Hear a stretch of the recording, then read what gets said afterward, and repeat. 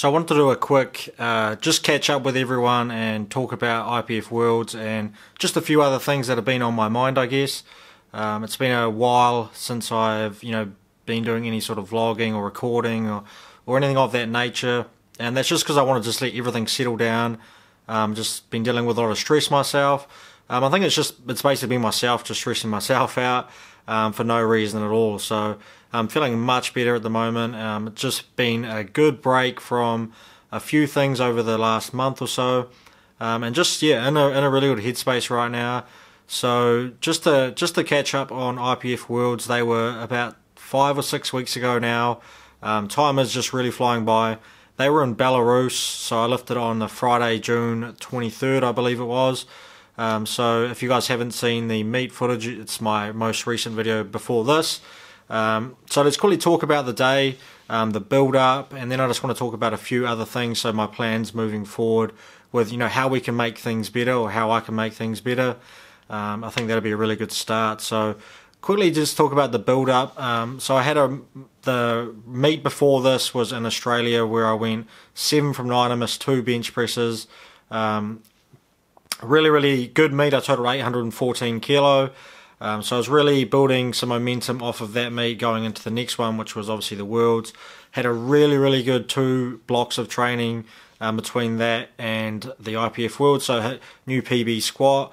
Bench elbows, my elbows were playing up a little bit for the bench, but however that was still going really well, and my deadlift was on fire as well, pulling 317.5 at a pretty fast bar speed for me, around that 8 to 8.5 mark. So everything was looking good. The signs were really good to have a really strong meet, and that's probably no different for me. I look pretty strong going into a lot of meets, and generally underperform a little bit, which is hopefully what we can talk about soon. But what I want to talk about is the meet day itself. So the meet day itself, we stuck with the original plan. So squats were on plan, 275, 290, and then 300 I just missed on depth. We talk about that soon, but I think really just with the 300, it was new territory for me. I'd only just started squatting 290, 292 in these meets, the last 2 meets. They were up from 280, 282, those sorts of numbers that I were doing. So it was a new territory for me. It was something I'd been looking to do for a long time. So maybe it just got in my head a little bit, and maybe that's why I cut it a bit high. I stood up with it really strong, but to get that out of the way, it had to be on the world stage that I did do it. But I think going into the next meet and the meets following, 300 is just going to be another weight, another stepping stone. It's just going to be like any other squat. It's going to be like the opener. It's going to move well, and I think now that I've got that in my head, I'll be much more confident. I won't make those small errors. Depth is definitely not an issue for me. If you look back at my last few competitions, I've gone 3 from 3 on the squats actually, so there's definitely nothing to overlook or overthink there. Squats going really well, and you're going to see, I don't know where this footage is going to be, but you're going to see some pretty solid squatting that I've done post IPF Worlds. So move on to the bench press. That was going really good. We learnt a lot in the peaking block before, where I just mentioned before I went 7 from 9, missed 2 bench presses. I really realistically only just got my opener with 200 at the meet before. So this time the peak was a lot better. I went in and nailed 3 attempts. Kept it really conservative with a low opener. 202 was my second attempt, and then the world record 208.5. So a 0.5 PB kilo, a 0.5 kg PB bench press, which was good. And that moved really well. I definitely had another 5 kilo in there, I'd say. 212.5 would have moved that day for sure. Super confident in that. So the indicators, from the two lifts were, I was looking good on squats. They were moving fast. They weren't feeling heavy. Bench press was moving great. I was feeling super confident. We just got a new world record. The adrenaline's, pumping through the blood now. Feeling super good. Go out the back, start deadlifting. Everything's moving really well. I finished with about 265, 270. No problem at all. Just as fast as training had been. So, everything was pointing to, a super good deadlift. So we opened as planned. I think I dropped it actually 2.5 kilo. That's just what I put in. Was 292.5. I think we're supposed to open at 295, but I put 292 in that was before, like just when I was doing my weigh-in, and we should have changed it. But in hindsight, it didn't really matter. 2.5 kilo wasn't going to make a difference, make or break an opening deadlift attempt. So 292 moved really well, just like it had done at any time. So we stuck with the original plan of 317, went out there on the next attempt and just it flew up right through the lockout and just couldn't hold on to it. So I dropped that. And then at that point, that was when I was a little bit worried that I wasn't going to be able to actually hold on to it on the third attempt. So I guess a little bit in my own head at the time.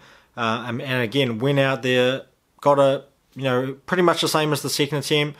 It was flying up. So, when I say it didn't feel heavy, like, when you get pulled out of position or something just feels super heavy in the hands or, on your body itself, like, you struggle to get off the floor.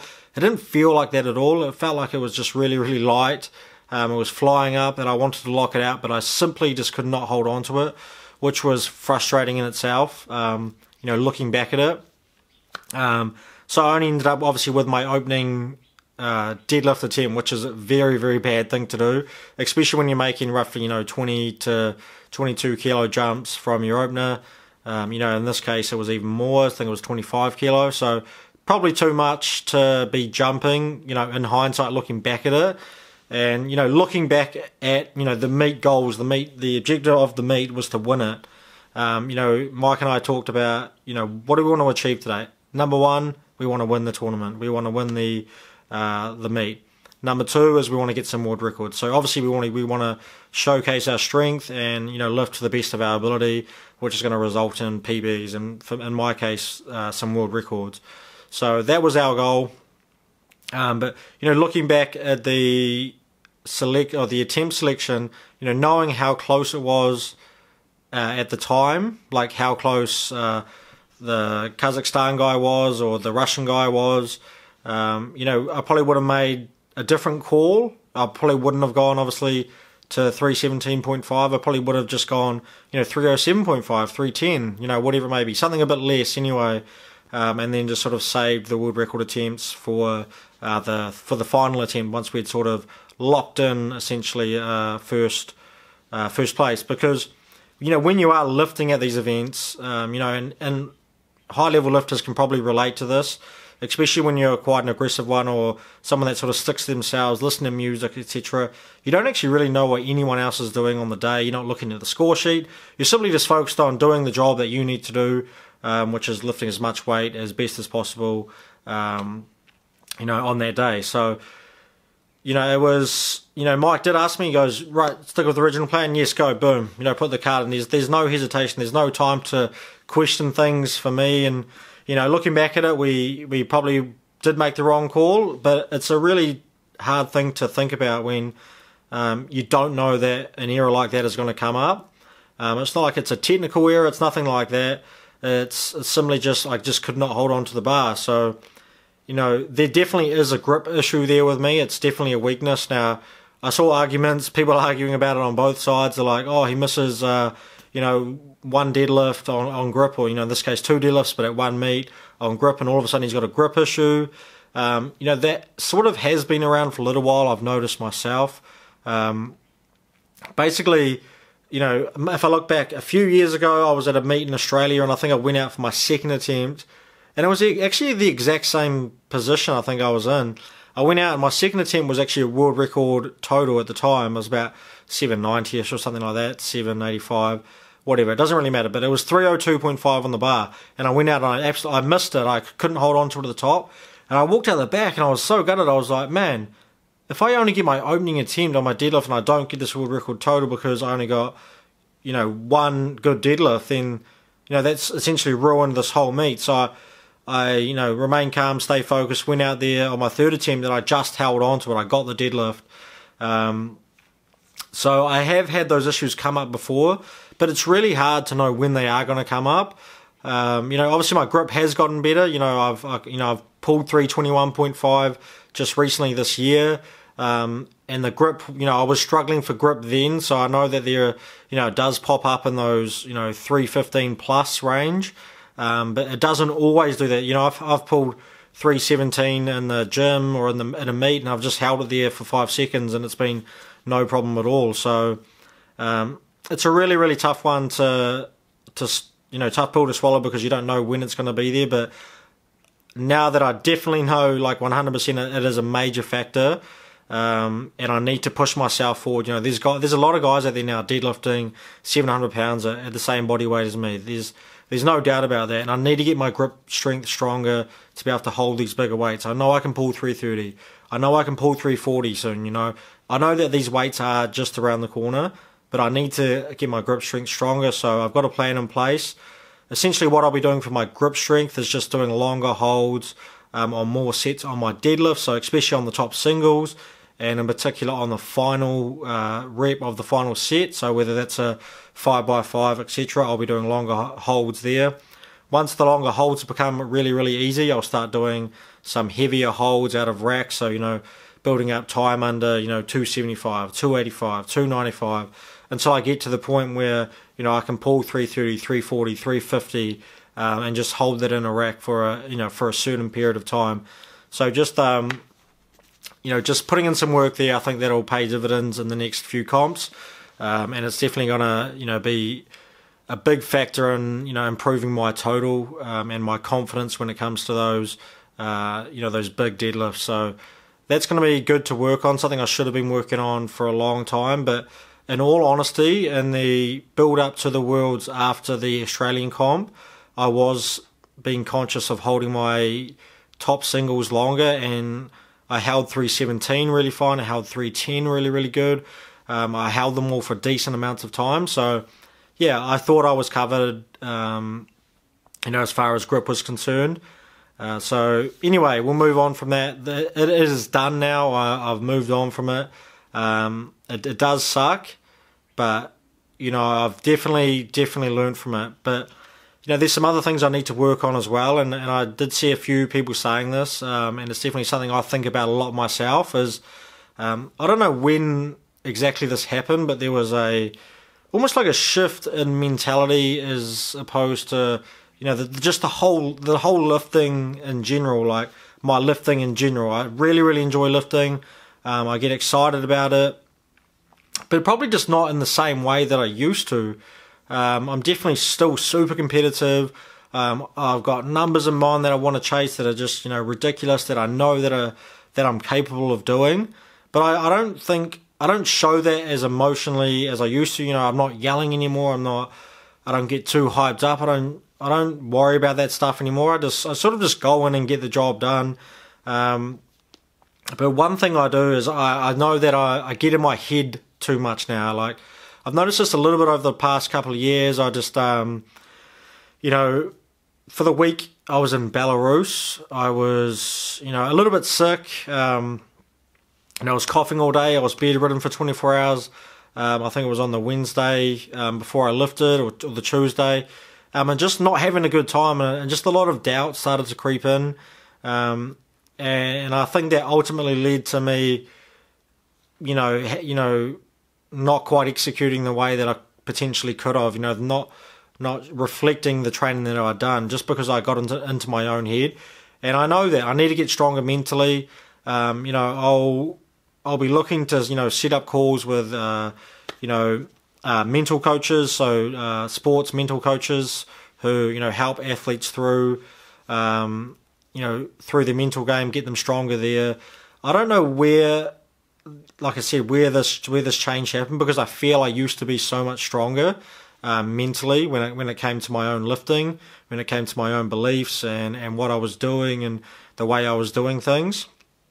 And I'm not exactly sure where that came in, but it could be because roughly around the time I think that I started doing a lot more coaching in powerlifting, whether that's working with people in the gym, just having a lot more conversations about powerlifting to friends, or just people that reach out to me, or dealing with my online clients in a very personal level, almost every day, at least 5 days a week, discussing powerlifting, writing more programs. So whether or not I'm just thinking about powerlifting a lot more, and then I just know that there's all these variables that can go on, and or whether or not that talking about powerlifting so much and working within the I guess within the coaching industry and that field, and working with these athletes from around the world, take some of that excitement out of your own lifting, because you're putting so much time into other people's lifting, and that's not a problem for me, honestly, because I really enjoy the coaching side of things. I've been doing it for a couple of years now. It's going really, really well, and I do remember talking to coaches before I even started coaching, like my good friend JP Couchy. Like, I used to be like, man, like you need to get more excited about this, and you do this, and you shouldn't be helping this person if you're lifting the next day, etc., etc. But now I see that the way that they think at that time, and the position that they put themselves in, and the way that they approach training a little bit differently, because they are thinking about other people at the same time, and doing that sort of stuff. So whether or not that plays a role in the change in mentality, or not, or whether it's just completely something else because I've been doing it for, lifting for 10 years or so. But either way, I don't think it necessarily needs to be a negative thing. I think it's just something that I can work on, which I'm excited to do so. So yeah, I know that there's going to be a lot of good things coming from me. I'm in a really good headspace. Feeling great about my lifting. I'm still working with Mike at Reactive Training Systems. There's no way I wouldn't work with him. The training we do is absolutely amazing. He's really, really good. I'm really thankful for his help on the day at Worlds. I'm thankful for Angus. I'm thankful for everyone at the NZPF for putting me in that position to be there. I'm thankful for my sponsors, all my supporters, that do help me each and every day. Bevan at Y-Weight Gym, Warren at Powerhouse Gym, who give me a free gym to train at. I mean, there's so many people to thank, and there's going to be some good things coming from me very soon. I want to put out some better content than what I'm currently seeing. The reason I haven't been posting videos is because I question the content that I want to put out. I want to make things, I want to be proud of what I do. So we're going to move on from this not so good experience, and the next competition you're going to see me at is in New Zealand, which I'm super excited about. October 29th at the New Zealand Fitness Expo. I'm just going to be lifting in the 83 kilo class, and yeah, we're gonna show you some of that lifting through YouTube in the build up to that. But primarily, what I want to do is, just talk about some of my learnings over the last 10 years, and just get slightly more informative videos out. And that's the direction I want to go with this channel. This has probably gone on a little bit longer than I would have liked. It's getting near the 20-minute mark now. So I hope that gives you guys a good understanding of where I'm at, what happened at Worlds. I've got no excuses to make. It all does fall back onto me, and I accept that. And yeah, I just want to say thanks again for all the support that I did receive, that I have received, and yeah, thank you so much for watching.